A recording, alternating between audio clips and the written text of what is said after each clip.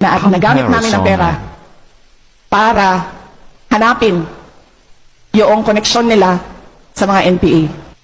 Inaantay ko hanggang ngayon, araw-araw tinatanong ko, meron na ba silang naibigay na papel, meron na ba silang na-file na kaso, meron na ba anything to really show na merong ginawang mali ang Office of the Vice President? Wala. Pero tuloy-tuloy pa rin sila. Ilan sila atake, sige sila atake. And then nag-aantay ako. Give me something concrete that I did something wrong. And then there's nothing. Wala.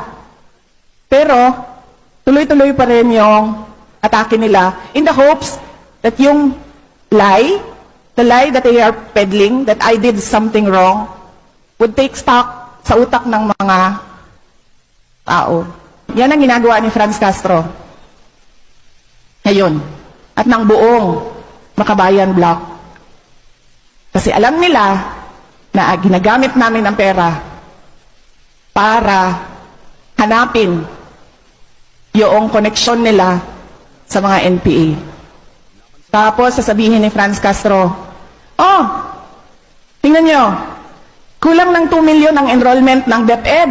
Tanungin nyo si Inday Sara na saan ang 2 million na learners ng Department of Education. Kasi hanggang ngayon, kulang ang enrollment nila, ikumpara natin sa number last year.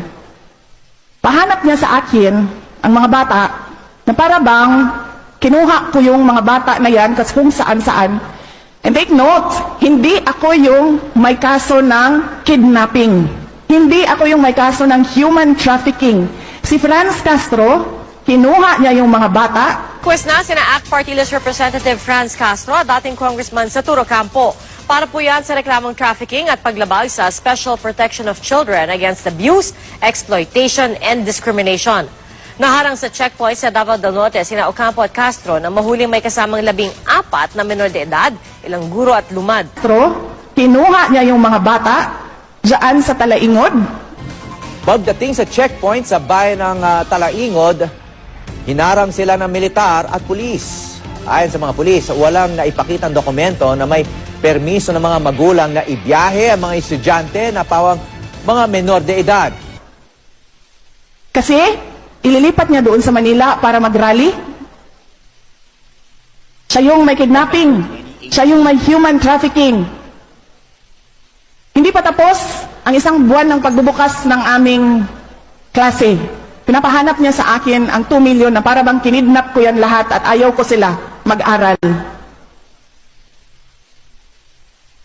Yan yun.